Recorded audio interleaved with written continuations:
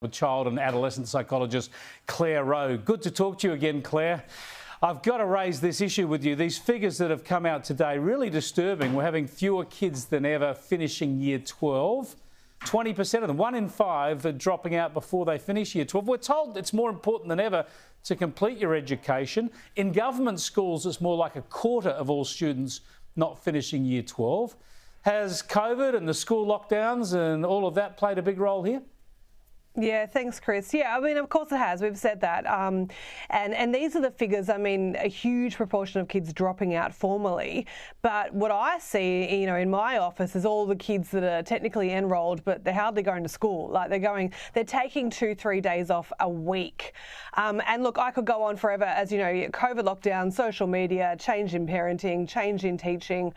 I want to say something tonight. Look, I don't know whether it's going to be unpopular or not, but I think these kids, from all of these impacts, maybe not their fault, but are really struggling with the concept, and I say it all the time to them, that there is value in hard work. Yep. And that things that are to be valued and are worth, fighting for, take hard work. And I always quote Mark Boris to them. Mark, if you're watching, and I always say, Mark says, it's a privilege to be able to work. And I tell these kids so many times, that we're in this kind of first world country, living in Sydney, and the people that would die for the education that they're being offered. And I think they're burnt out, yes, and we can talk about self-care and burnout, but at the same time we can teach our kids that value in hard work, and that you can work hard and you can get something from it, and that is so good for your mental health, so great for your mental health. Yeah, and it's old-fashioned, but it's so true. That's why it's old-fashioned. It's always